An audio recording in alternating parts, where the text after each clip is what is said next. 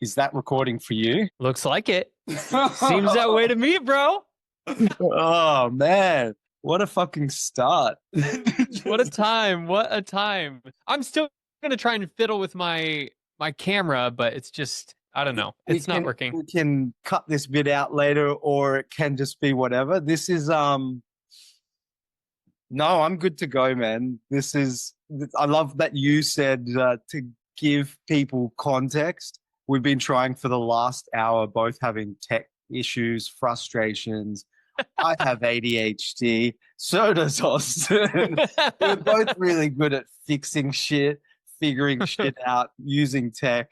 But today we were challenged. Different platforms weren't working. And I seriously don't know. I seriously don't know what's happening. Seriously. It's hilarious. But I think that's a great point of like, man, literally anytime I think I'm in control of my life or anything, just in general, it's like, I don't know. I'm very humbled to just revisit and recognize how much is out of my control. And it's very much how I react or how I respond, 100%.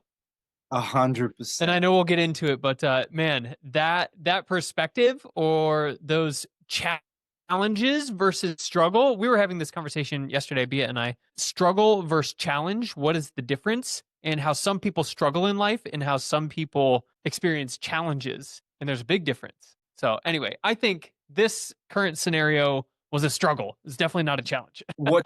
How do you define the difference in your conversation with your fiance? A couple different ways, but a struggle is something that happens to you and a challenge is something that happens for you. That's one way to view it. Mm-hmm. And I also had this thought of a struggle is something that prevents you from challenging yourself. For example, if I'm sick physically and I'm struggling with my body or I'm struggling with my weight, then I can't challenge myself to heavier. If I'm emotional intelligence, then I can't challenge myself to love deeper. If I'm struggling financially, I can't challenge myself to invest. So I guess that's one is happening to me and the other is happening for me. I think it's just a mindset shift, honestly. I think it's just a perspective shift. 100%. We've both been involved with Tony Robbins seminars, and we were both at Singapore Unleash the Power Within, weren't we? I was. Were you? I think we saw each other there, right? You were. Wait, whoa. 20. Yeah, I was crewing. Yeah, 2019. And a huge thing that I took from that. Were you there? Yeah. What? Did I see you? Was I blacked out the whole time? I think so. There are a whole bunch of us. That's hilarious. To give context, we worked at Mindvalley together, and there are a whole bunch of us from Mindvalley in Singapore that time for Tony Robbins thing. But coming back to my point, I was saying that a huge thing that he teaches and a great learning is that life happens for you, not to you, and flipping that around. Exactly. And exactly. I know I had the voices just now. It's like, and I even said this, we can reschedule this. And I'm so grateful that you said, let's just go. We don't have the platform we wanted to record on. Neither of our cameras and mics were working properly, but here we are. It's hilarious, right? When was a turning point in your life that clicked, that life happens for you, not to you? When did that mindset shift happen? Behind that? Yeah, I remember it very vividly. I was, and obviously there are smaller instances that kind of led up to this, but the one point where I remember being very conscious about this is in 2013. I don't know if you can see that, but I have a huge scar on my arm. For those of you who are just listening, it's a scar that goes all the way from my elbow up to my shoulder, along my tricep. I got into a car accident and I was the passenger and my arm shattered into 5 pieces. The bone called the humerus that holds your, bicep and tricep. And I'm right-handed, so that really sucked. And I remember I was in the hospital and I didn't realize this, but your muscles like to contract. Like if they were to just, be in a petri dish or in a lab or something, the muscles they don't stretch out naturally. What stretches bicep out is the tendons holding it together at the ends of the bone.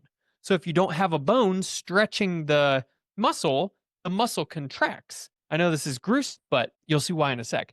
So since my bone that was supposed to be stretching the muscle was shattered, my arm was squished. It was basically like scrunched up.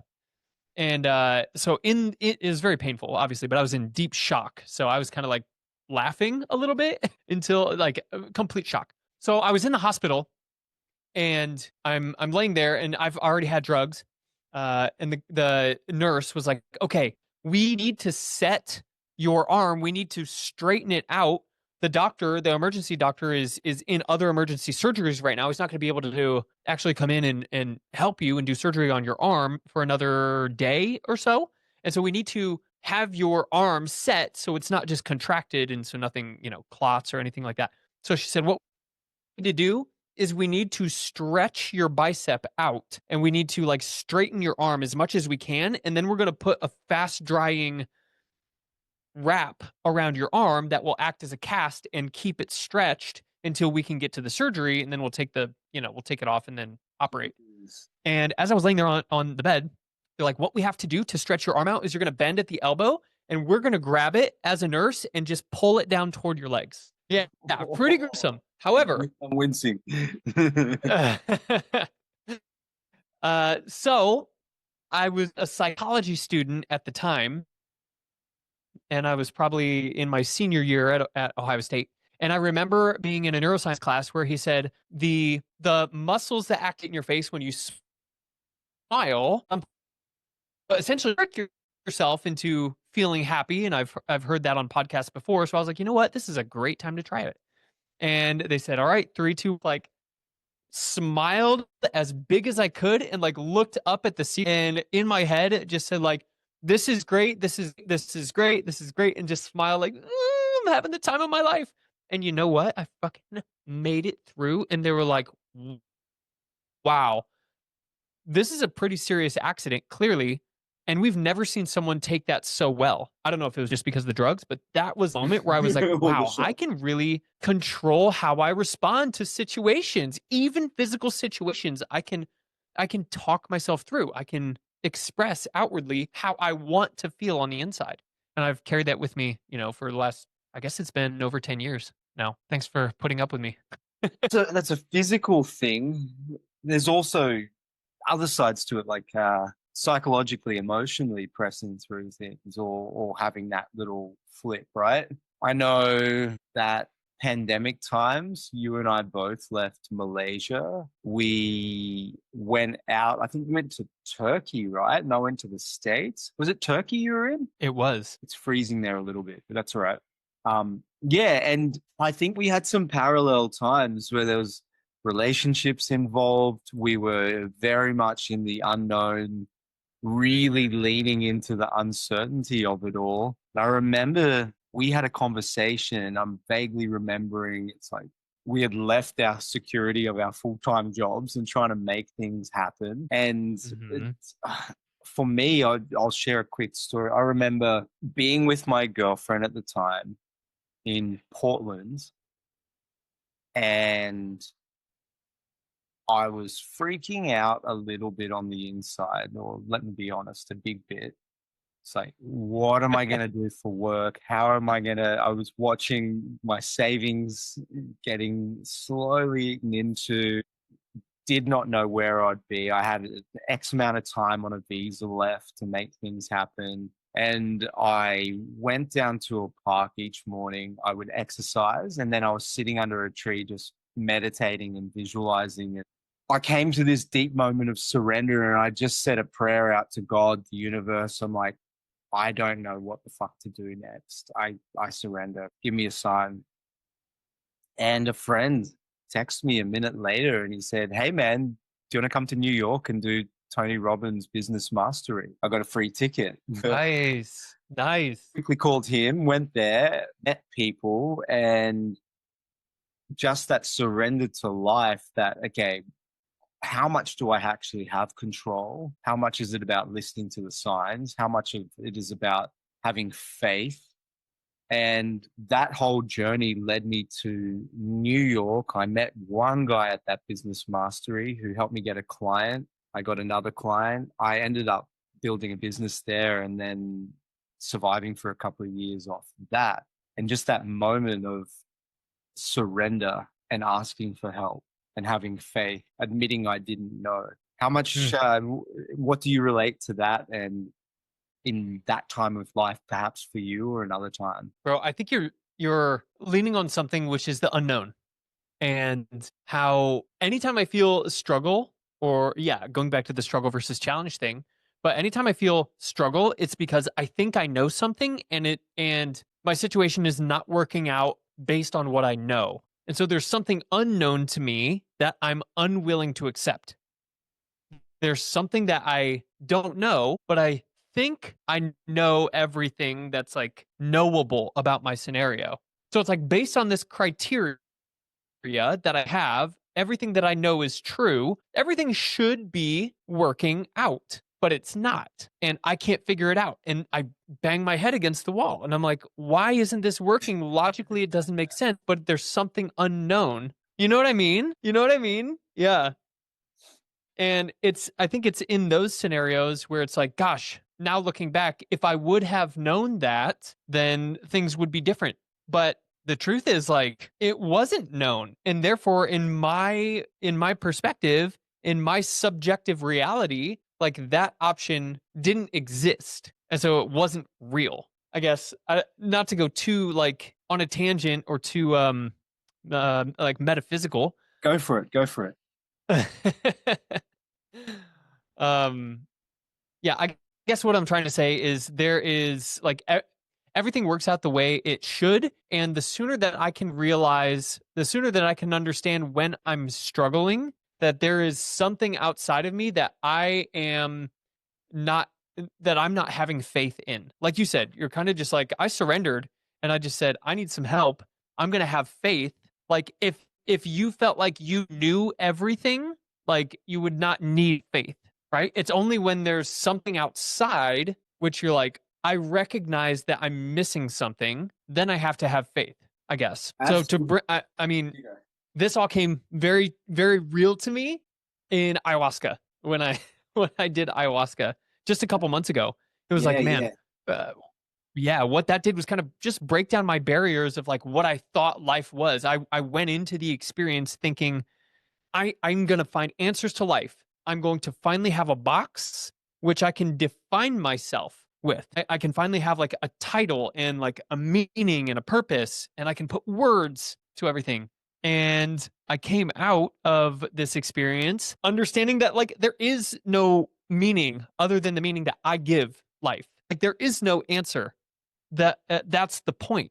Like there is no, to me, my experience is like there is no purpose to life other than the purpose I bring to it.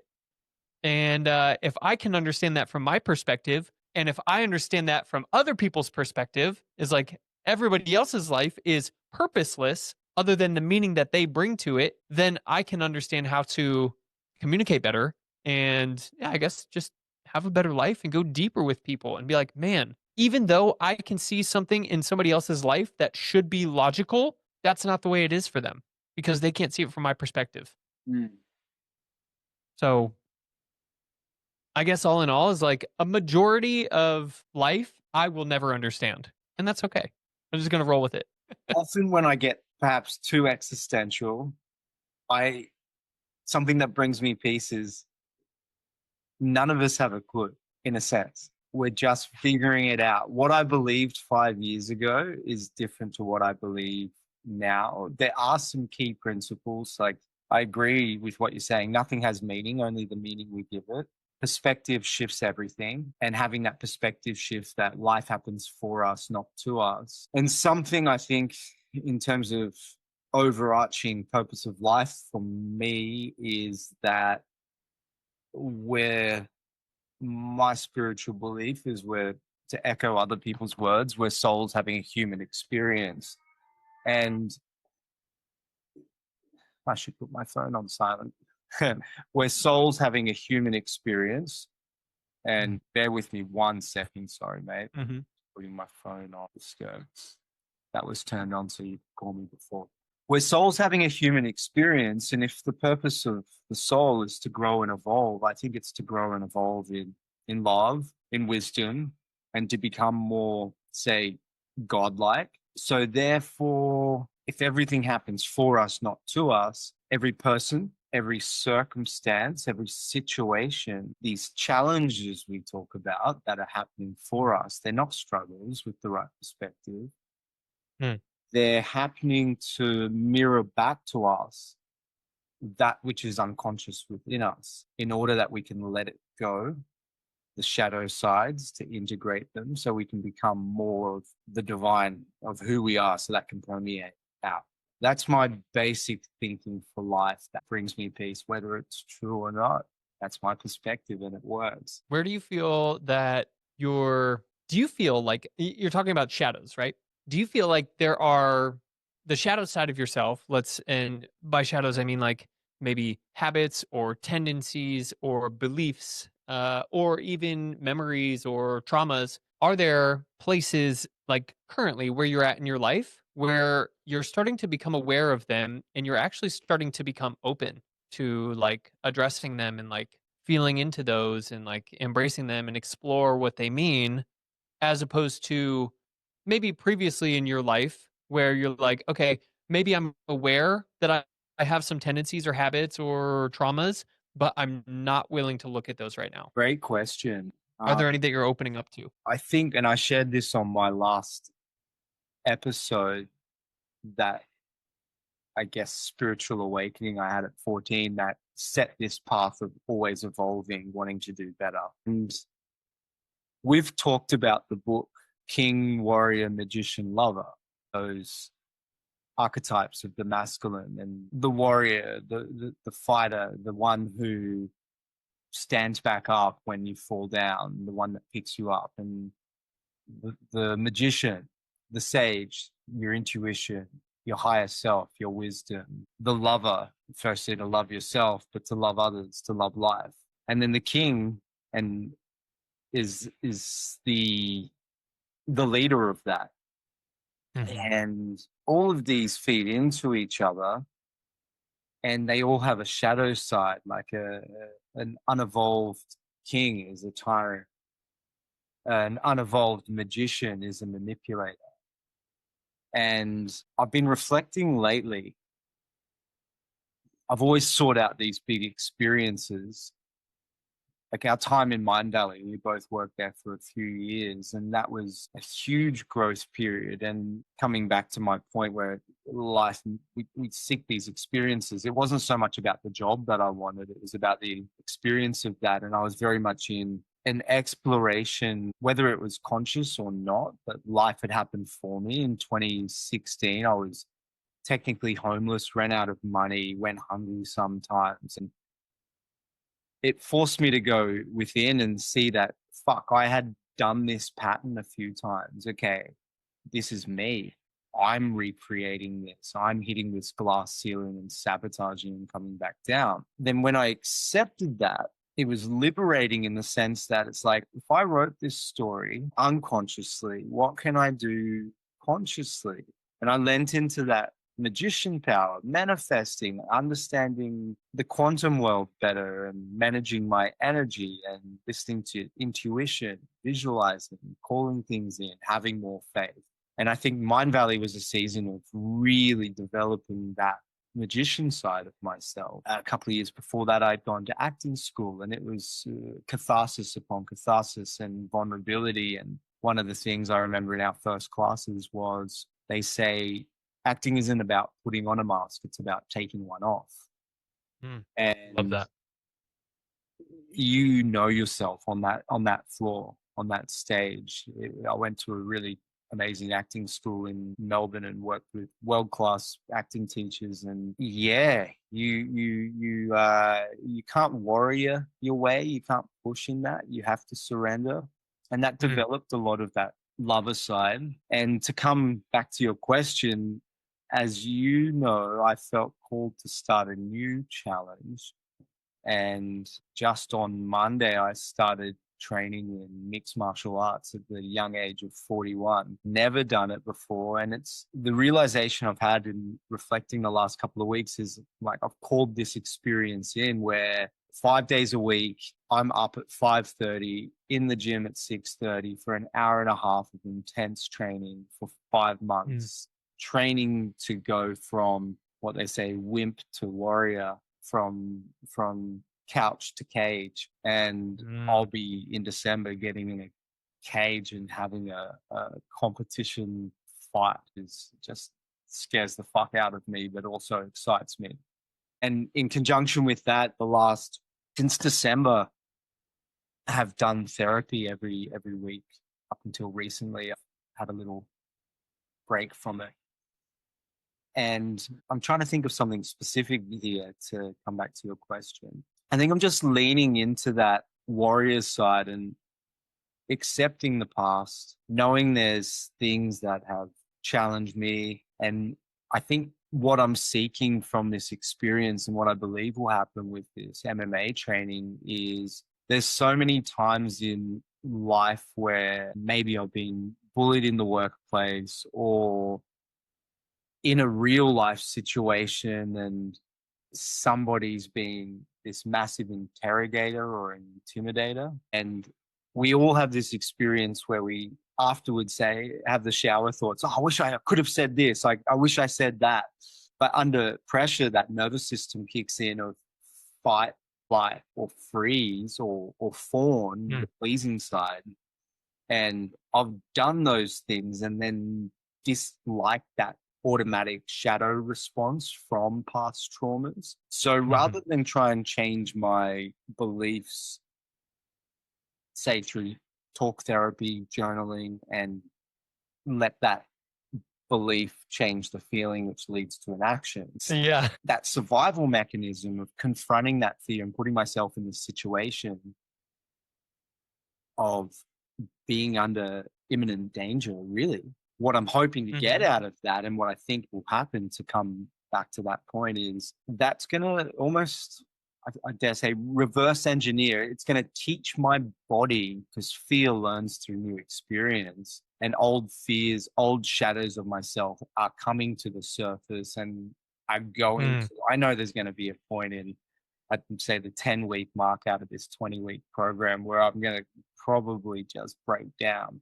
And it's going to be a part of me that was little Luke from 6 years old and perhaps a teacher bullying me or something like that, where I froze. I had traumatic experiences like that. I had a teacher who was physical with me as a 12-year-old. And I remember just like he shook me against a pole and I wet my pants as this little 11-year-old. I was a skinny little kid. Yeah, man, what I'm hoping from this and what I'm going through this with is reclaiming that power in a physical sense through a safe environment of training. I have great coaches. It's a very awesome school gym that I'm at. And I hope that physical retraining of the nervous system will translate to the mental conditioning in real world life. That's a long answer. And you know what they say? They say you can't think your way into acting differently, but you can act your way into thinking differently. Say that one more time. I want to really soak that in. Yeah. It's not that you can't, but it's much harder to think your way into acting differently, but you can certainly more easily act your way into thinking differently. So taking the action first can reshape how you think. But you and I see it all the time. There are people who think, talk, this is what I'm going to do. And then they never actually take an action. They never change the action. But they're like, I'm going to study into becoming this person in the real world. But they are satisfied with how they think they're changing in their own little world. Like, right? I'm going to do this. I'm going to change the way I think about things. Perfect example. When I stumbled, this was in 2020. Same time you moved to, Portland. I wanted to write a book. And so I didn't know what the book was going to be about, but I just knew I was going to write a book. And so I hired a coach. I hired a book coach. And he coaches people, and it's part of a sales strategy. He says, we use the process of you writing a book as a sales mechanism. It's actually very smart. And funny enough, this is 5 years ago when I hired this coach. And now in my current role, I'm using a similar strategy to generate business for my new role. It's funny how things just kind of come together. Like that same strategy from 5 years ago is now applicable here in the present day. But he said a lot of people will fall into this trap where they don't actually write the book because they don't need to get the recognition from being an author, but they get the recognition from telling people they're writing a book and hearing that response. And that initial response from people, the congratulatory, oh my gosh, that's so cool, that's great. If I tell somebody I'm writing a book and they give me that response, I don't need to write the book to get that validation. And so I can think my way, or I can try and think, perfect example, I can try and think my way into acting differently, which is to say I can think and tell people that I'm going to write a book, assuming that I'm actually going to take the action, write a book, publish it, and then be a published author. Or I could just write the freaking book and just start writing. And then in the process of me developing, putting the words on the table, being consistent, I start to think differently about who I am. It's the process, the action of putting the words on paper that influences the way I think about myself. I can never think my way into being an author. I have to become an author first. And in the process of becoming an author, I become an author internally as well. Yeah, it's that reverse engineering, working from the outside in, and you got the what's a belief? It's a repetitive thought. That's all it is. It's not true or false. It's just a neural pathway that is like a river that's been flowing for a long time. And it's the path of least resistance. And what does a thought do? It leads to a feeling, which leads to an action, which leads to results. And I think I take this from the book Conversations with God. It says one of the best ways to change your beliefs is just to reverse that paradigm, do a different action. It's going to feel uncomfortable as fuck. And you're going to have a whole lot of cognitive dissonance and awkwardness and unfamiliarity. But it shifts the momentum and it puts a stop on that timeline and that process of that paradigm. And that different action will lead to a different feeling, which leads to a different thought. And over time, ultimately rewires and changes, which is what you're saying. And I think we're all guilty, especially in today's world with the amount of Instagram reels, YouTube shorts, TikTok videos. Everybody's a bloody guru saying different things and sharing different things. And we can all watch these little motivational videos. We can get a little epiphany, a revelation, an insight from it. And sometimes that dopamine hit just from having that, I'm good. It's almost an avoidance in a way, don't you feel? Oh, yeah. That's a lot of what subconscious behaviors that lead to struggling are an avoidance of challenge. I agree. I want to hear more of it. Can you pause 1 sec? I'll edit this bit out. I'm just quickly changing my Zoom settings here so I can record more. I hold that exact thought. Here we are, live challenges. I didn't realize that. Do it on the fly, mate. I'm loving our conversation. I'm just gonna quickly. Yeah, I was gonna say something. We've got 3 minutes of record time, so I don't want it to get. Do you want to jump on a different?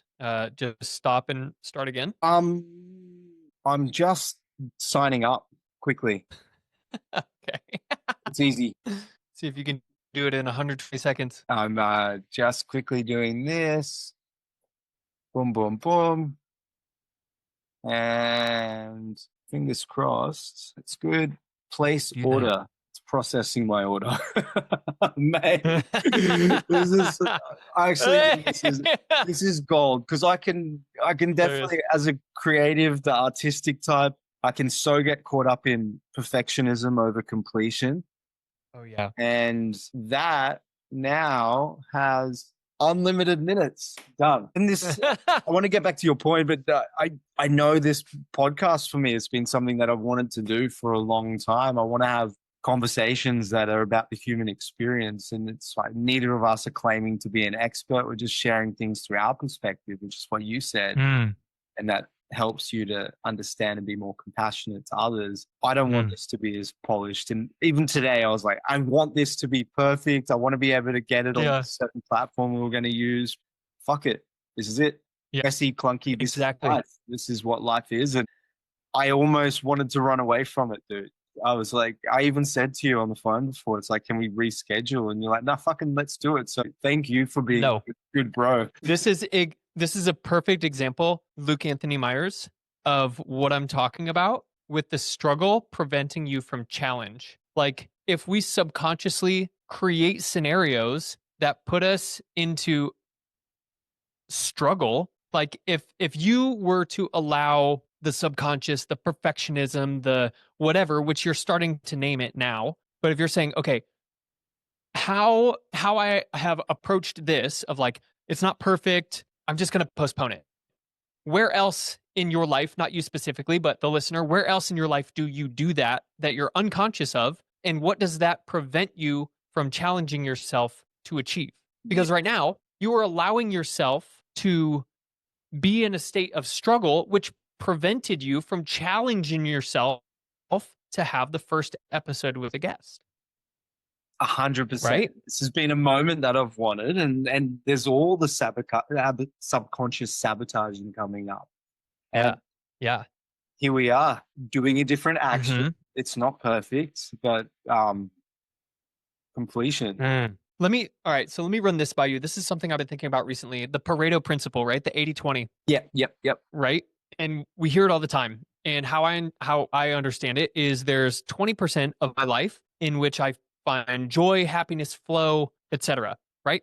And then the other 80% is just autonomous nervous system. It's stuff that's habitual. It's stuff that I maybe don't enjoy, but it's a necessity. Eating, bathing, driving, whatever. Right? And where I am making purchases even. And where I find myself getting into the struggle position, that 80% that is unconscious, and where I find myself challenging myself, what are the prerequisites for myself, and how do I feel? It's when the task at hand exceeds my current capabilities by about 4%. That's what Mihaly and Check My House says. And so in order to achieve Say a that state of last flow, to percentage again. challenge myself, it's the current task is exceeding my current capabilities by about 4%. Right? So what is required in order for me to feel like I'm taking on a challenge? It requires intention, it requires focus, and it requires consciousness, right? It requires me to like be in the moment, intentionally pursuing something that is beyond my capabilities right now. That's how I find flow, right? Those are the times where in the 20% of my life where I'm experiencing joy and fulfillment, there's some sort of friction, but it's friction that I'm intentionally pursuing. Lifting weights, having an intense discussion, even making love or something like that. There's intention, there's focus, and there's presence and consciousness.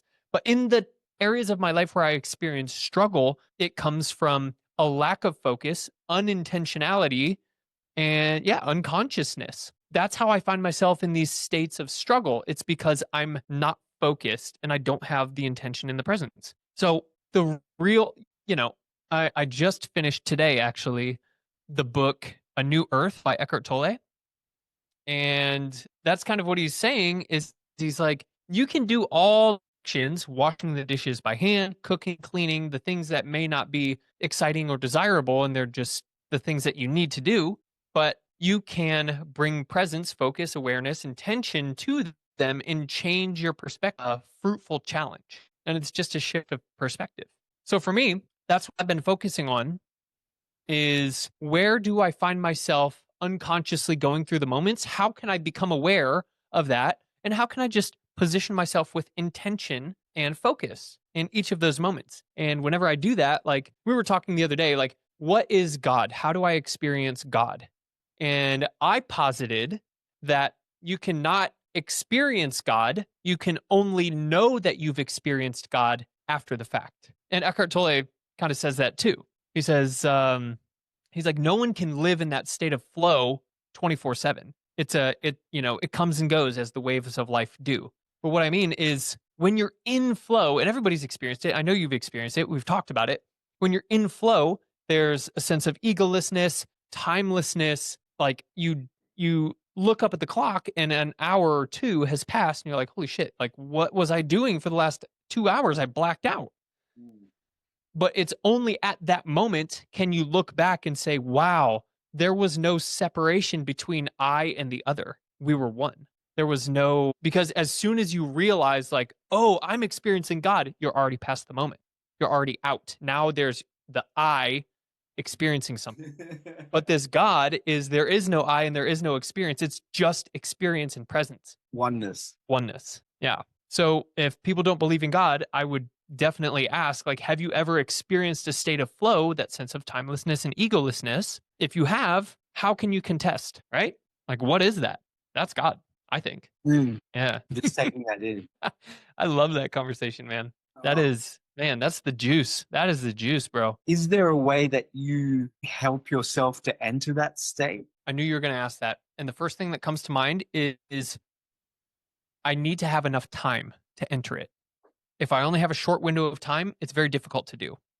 But if I do have enough time to enter that state, and there are some things that I can enter into that flow easier than others, because I think what it is if we go with the flow description from Mr. Csikszentmihalyi, if that 4% more, like if the current task is 4% more difficult than my current capabilities, then environments where I know that I have a clear capability and a clear understanding of using that capability toward a challenge, it's easier to get into the flow. I was a musician for 20 years. I still consider myself a drummer, a percussionist.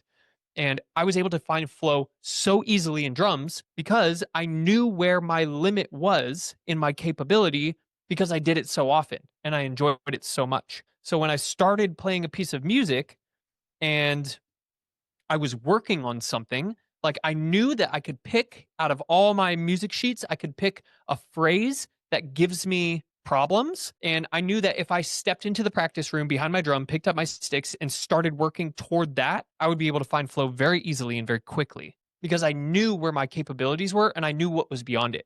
But it's really hard to find that flow when I'm starting something and I'm not sure how outside of my realm the task at hand actually is. So, writing, for example, right? If you have a direction or an intention of saying, I want to write a LinkedIn post or I want to write a book or a blog or whatever, right? If you're writing about something that you're comfortable with, then you can probably get into that state of flow pretty easily if you say, I'm going to write this with the intention of coming up with something new, right? You're like, I know how to write, blah, blah, blah. But if you're like, okay, I'm a psychology major and I'm going to write about astrophysics, it's like, it's going to be very hard for me to find flow because that's much more than 4% outside of my current capabilities. So I would say, how do I find that flow is understanding like what the sandbox is, what the playground is that I'm entering into, what the intention is, and then basically having a worthy opponent, like a worthy challenge to take on, a direction, some sort of intention as I approach it, and not just approach it blind. That 4% number really jumps out at me because I think there's been times where I've been naively overconfident and bitten off too much of the challenge, which then in turn gets me to this spinning state. And I feel too overwhelmed. But if you don't have enough tension, like the gym, you're not going to grow the muscles. It's like goals, right? I think it's Tony Robbins who says that the point of a goal is not in achieving the goal, it's who we become in achieving it, which brings us back to an earlier point of my perspective is the purpose of life is to grow, essentially. Love, wisdom, in virtue, character. So if the purpose of a goal is to do that, it comes up with something else that I think of, and I'd love to hear your thoughts on this. I call them, I have two definitions of goals for myself. There's my ego goals, and ego gets a bad rap, right? I think ego often, when we think of ego, it has the connotation of arrogance, cockiness. This guy's got a huge ego. But I think a great way to see ego is it's just your earthly self. We're mind, body, spirit. Mm, It's just our flawed human self. And then there's the other side of goals for me, which are more callings, and I call them soul goals. And mm, it's something from my higher self. And there's been things that I've seen, and I thought the goal was this, but actually it was to learn that. Like, in a way, my time at Mindvalley, I had a lot of great success, and my projects were award winning, and that's earthly sort of stuff. But it was the connections, the soul growth, all of that. That was the real reward and the treasure in it. And I'm trying to get to my point here. It's and coming back, just like those ego goals or earthly goals, often they're based in misbelief of the status quo. You might think you want the big house and this, that, and that. You get it? Like Jim Carrey says, I wish everyone could experience fame and fortune, because you realize that's actually not what you want. So perhaps a two-part question for you. Do you sense that differentiation? Have you had experience of that? And then the second part of it, I'd love to hear, coming back to that 4%, is, do you consciously pick that for yourself? And no, like I said before, I've picked off goals that are too big and I've crashed and burned because it was this mm, naive confidence. Any mm, reflections on either of those or both of those? mm. After ayahuasca, what I realized is that voice in my head that would always tell me, this isn't good enough. You can't do that. Who do you think you are? What would other people think? That voice has miraculously vanished. I really don't experience that voice much at all anymore. And I realized that that is what has always kept me back from, it's always prevented me from, moving toward the things that I really want. I've had this pattern in my life, and maybe you can resonate, or maybe, the listener can resonate, where this goes back to childhood and parent child relationships. But I always wanted validation, and I always wanted attention, especially from my dad. Mm-hmm. And what I realized from an early age is that when everything was going fine and there were no issues, I'd get the attention from my dad. He would just ignore me pretty much. I mean, to the 7-year-old Austin, I was being ignored by my dad. And all I wanted was his focus, his presence, attention required for a challenge. And so I found out from a very, very early age that the only way that I could get my dad's attention and focus and energy and emotion in my direction was when I did something wrong, was when I messed up. So I learned that from an early age, that if I can sabotage myself or cause trouble or do something that causes, something bad, essentially, then my dad was the one who stepped in to correct me or to discipline me. And that's what I wanted. I wanted some sort of emotion and some sort of attention from him. So I've noticed that throughout my life, that I will like pursue a worthy ideal. I'll get support. I will have people who are supporting me. Then I'm looking for my dad to be there to support me as well.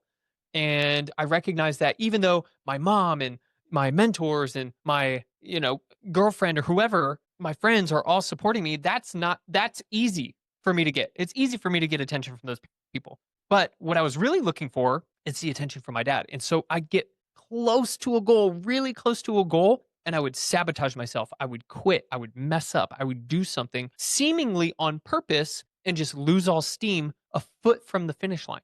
Because I knew in the past, at that point, my dad would come in and like he would be right there, like, why didn't you do this? And discipline me. So that has followed me throughout my whole life. Yeah, wow.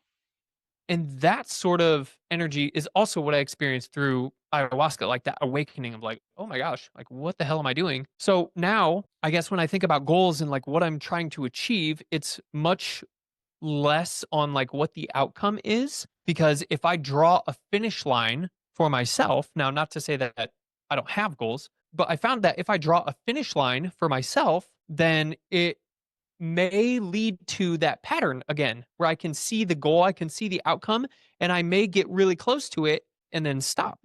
Why is that? So instead of setting end goals, I'm more so just leaning into saying like, what are my current capabilities right now? what is that 4% that's outside of it? And how can tomorrow that 4% be at a different place than it was today? So I step into these environments, I find flow as often as I can, no matter what that is. It's multifaceted, whether it's writing, whether it's on podcasts, which is a big part of what I do for work right now, whether it's developing process, whether it's delegating or coaching people on my team. I find like where I have some sort of capability and I have confidence in my skill in some area. And then I put myself in those positions and say, how can I push this position? And to that end, it's like I already experienced for since the spiritual awakening.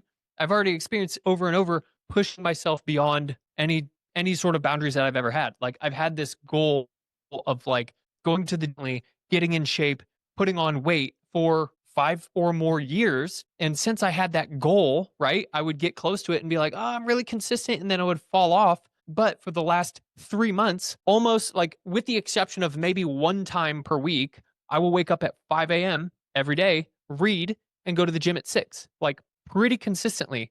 And it's not that I now have a goal of like putting on the weight. That's not, that's not where my mind is orienting. My mind is now like, I've found this capability, this flow, and my goal is just to be in that state and push myself every day. So it's like the house and the car and blah, blah, blah. That's fine. That's great. But it's a result of me achieving my goal of being consistent and stretching myself in that environment as much as I can. I love it. And it's Yeah. the compound effect. It comes back to something I said earlier. I think it's so easy to think we figure it out. I'm so guilty of doing this. I'll be in a headspace of perhaps overwhelm, and then I'll journal it out. I'll map out plans, and I'll have this illusion of control that I'm over everything. But really, it begs the question, like, how much are we in control of things? And I think of that book, The Surrender Experiment, and I've just started listening to Letting Go, which is an interesting book. And it wasn't you who recommended. No, it was someone else, former Mindvalley friend, who recommended that. And how much are we in control? We're in control of our habits, our daily choices. I think it's important to have a vision or a direction. And I asked the question, like, I don't know what the goal is with this whole podcast. I just know that there's some purpose that, like the name of it, lamp. It's to shine light, to illuminate the human experience. And I think we're more and more disconnected in this crazy world. I seek out connection, whether it's online or in person, and to have real conversation. If someone feels less alone from hearing this and validated in any part of it, that's purpose driven. So it's, even hearing you, like, this has challenged me today to do this. Stretch myself. It's not perfect. Me as my base career and income is as a videographer, photographer, and producing media. And I couldn't fucking figure this thing out today. It was frustrating. It's like, it's not the quality I'd love. There's moments the internet dips, but the whole message is still there. And it's still that 4%. Yeah. Yeah, that's right. That's completely right. And doing it in a way, choosing circumstances that we know are going to stretch us beyond our current capability. And it doesn't have to be huge for people, does it? It's just starting. What's your thoughts on that? Yeah. Funny enough, so my fiance Bia, I connected her with one of my best friends in Sri Lanka who just got his master NLP certification. So now he's a master coach, NLP master coach. And he's been having, I referred several of my friends as well as Bia. She had her session with him today. And what they talked about and what she reported back to me, she was sharing her conversation. And there's nothing like too personal about this. So, but she was saying the way that I perceive my life and my happiness is I have a maximum in any scenario. Let's say my mom is visiting and she has a long laundry list of things she wants to do and show my mom and make sure that the house is clean and she's receiving her and that she looks great. But while all the while, she also feels like she has to go to the gym and do her work and, everything, like a box has to be checked for the maximum list in order for her to be happy. But this list exists in her head.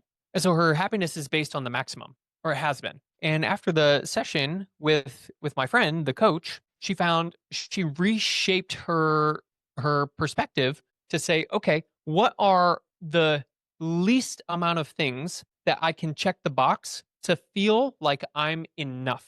To feel like if I could just do 3 things today, that would be enough for me. And then everything 4, 5, 6, and everything in addition is a bonus that I get to reward myself for, that I get to feel good about. Mm. So it's just shifting that perspective of I'm not happy unless I accomplish everything on my list to I'm happy, first of all, no matter what. But these 3 things I would feel really good about. And then if I happen to exceed the minimum, it's just a bonus. Everybody loves bonuses, right? So imagine like you have 10 things on your list. Let's say it's at your job.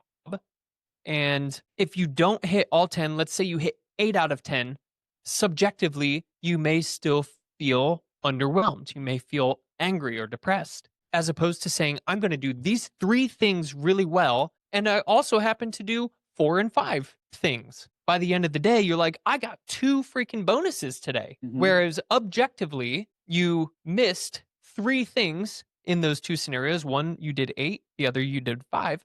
But your subjective experience, subjective happiness is far greater in the one where you did less. Now, the caveat here is, a key point to make is in the pursuit of 10 things, the value that you bring to each of those 10 scenarios is distributed, as opposed to if you took the same time to focus on 3, the value that you bring to those 3 scenarios will be higher.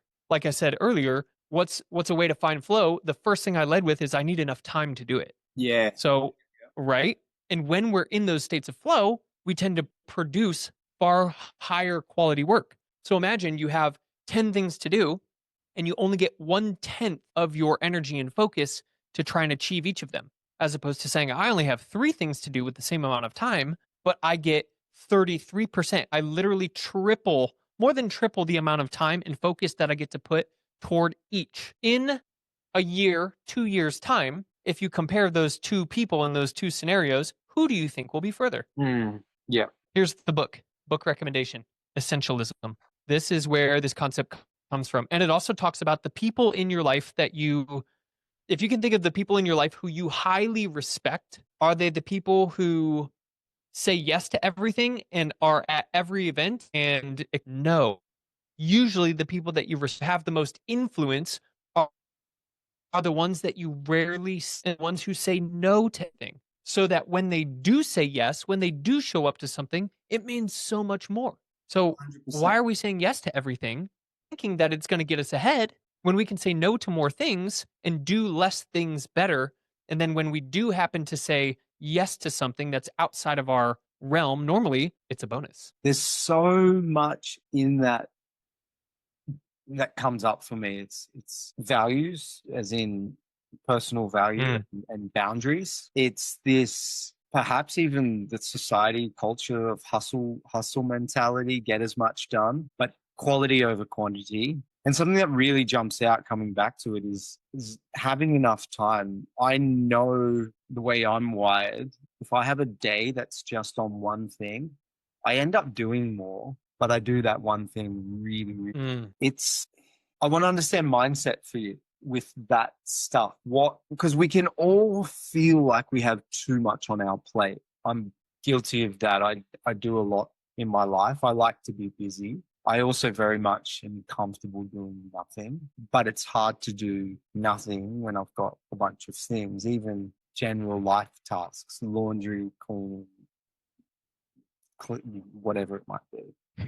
Surrender is a word that's coming up for me because I think there needs to be an element of surrender to get into flow and blocking out the other things, perhaps. And I'm not sure what I'm asking you, but is there something on that with mindset that has shifted for you to allow you? Because I've seen this growth in you. We chat regularly and stayed in touch over the last 5 years since we worked together, and we've both been through our different seasons of life and loving the season of life that you're in and finding this. Was it just ayahuasca or something? What led you to that as well? And was there some, I guess my question is, what was that switch that allowed you to not feel so obligated or pressured to get everything done? One yeah, was definitely the surrendering of ayahuasca. So any one of the listeners who has actually gone through the experience knows that there's a reason why it's done in a ceremony, and two, you may understand why the US government want to make it legal. They don't want to approve of it. And also why you can go on YouTube and look for like ayahuasca ceremony videos, and you'll never find a video of people at an ayahuasca ceremony. You might find like leading up to it and people documenting that, but like actually in the scenario, like for the ceremony center that I went to, they took our phones and keys. I said, nope, can't do it. And the reason being is because if you ingest poison and you call the poison control center on behalf of somebody else who maybe ingested poison, and you say, "Oh my gosh, I think my 5-year-old child just drank bleach under the sink. What do I do?" What's the first thing poison control says to do? Vomit? Vomit. Get it out of your system. Yeah. But in ayahuasca, they give everyone a bucket because vomiting is part of the experience. And It's even if you vomit, I did, most people do. Even when you vomit, it does not stop the experience. And there are no like nurses or, paramedics on site typically.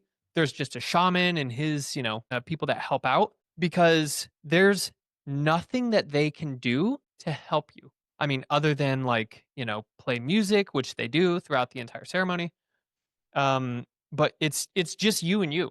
Like that's the experience that I had, is like I have to let go of control and just trust the process. Like this is beyond me. Like for me, the experience was this spiritual entity like putting me on the brink of death to say, Austin, you're not in control. No matter what you do, no matter how much money you make, no matter how influential you are outside of this, right now you're mine.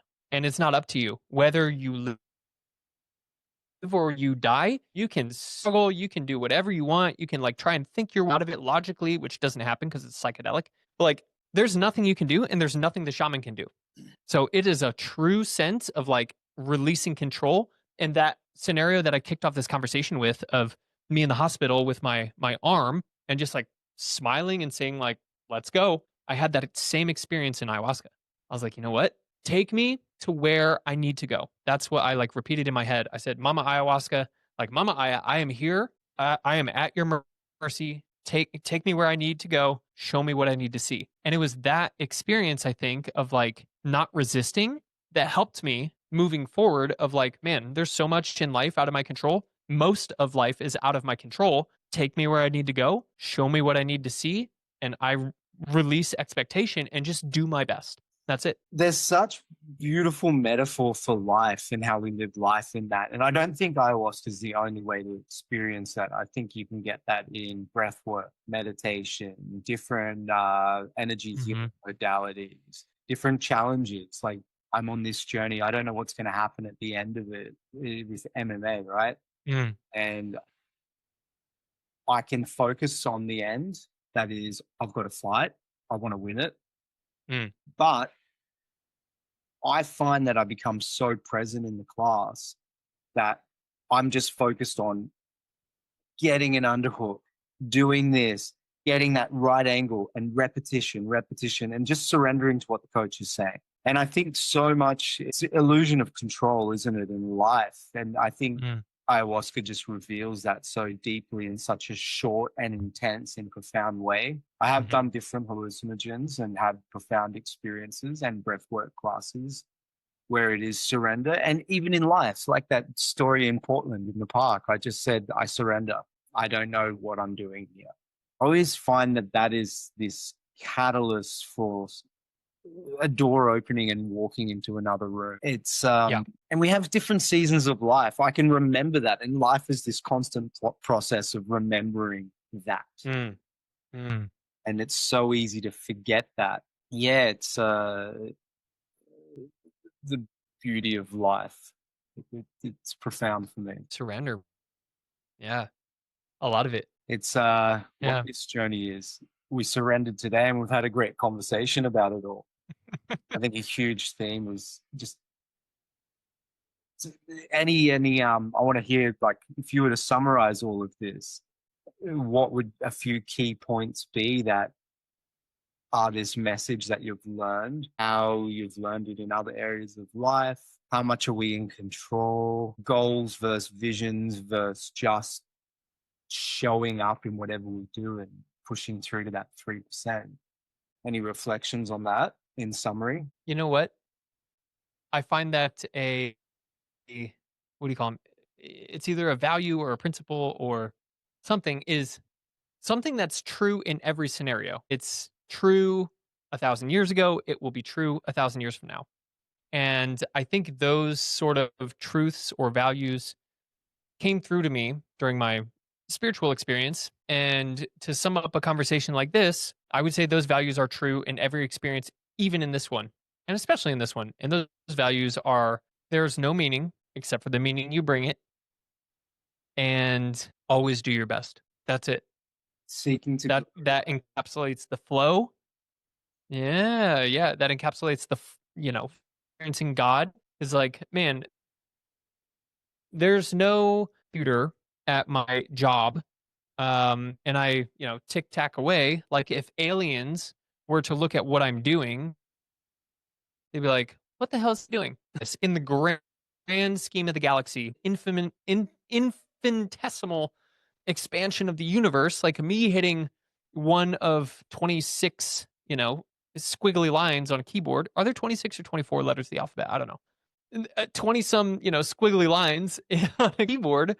Like there is no meaning to that in the grand scheme of things, only the meaning that I bring to it right now. And in this moment, all that matters is that I do my best, is that I understand the extent of them because I've pushed myself to those levels and I have pursued 4% more to find that flow, to do my best. And that's it. That's it. That's the secret to life. There it is. That's beautiful. That's absolutely beautiful. I also think like on that, yeah, it's something that occurred to me a few years back is like progress equals happiness. In Yep. any sense, it's There's just Tony. There's Tony again. Progress equals happiness, right? And that's it. Love it, dude. I'm trying to think of a closing question for you, and I think you've that's said it. The question is life. The answer is you. You bloody goofball. Oh man. Yeah, Good bro. stuff. Good sesh. Yeah, good sesh. Thanks for having me on Lamp. Love it, man. It's just so many times we've had so many good conversations over the years, and with you, with other friends, and I wish I had recorded them. And that's what this is about. There we go. Sharing it. Have you got a question for me? So you are a few years my senior, and I heard this question actually from a public speaking coach literally yesterday. I was on a call with him, and he asked me this really profound question, and I'd like to extend it to you. If you knew that you were going to die tomorrow, and well, first of all, think of a child in your life. Doesn't have, obviously you don't have kids, but a nephew, a niece, some child, right? Mm-hmm. Under 10. And if you knew you were going to die tomorrow and you had to give a message to this child that would stick with them through the rest of their life, what would that message be? Yeah, wow. The instant thought that comes up is a day is not enough to share all the things. But I think of my 10-year-old niece. We've had a special bond since she was born. And it's a mix of wanting to just, and I think this is the thing, I just want to fill her with love, tell her how special she is. And that you got me stumped on that. I think in that, even in saying that, that comes down to purpose. The purpose is it's love, as cliched as that sounds. It's just love yourself, do your best, you're enough, and seek adventure, seek growth, seek experience, because you get one life. We're all going to die one day. Simple. And as you write that message down to your niece, I need you to fold it up and write your name on it and open it up tomorrow morning. And read it as yourself. Beautiful. Man, love you, brother. Love it. Love you, dude. This has been great. I'm going to end the record now. Where do I press? 1 second. I can't end the record. I don't think that's going to end the call. No. Should be down on the bottom toolbar somewhere. Yeah, it just says end. I hope this doesn't hang up our call. Bottom right will say end call with an X. That's not the one you want. No. If you can't find it, it's in the 3 dots that say more. Yep, I've got that there. Pause, stop recording.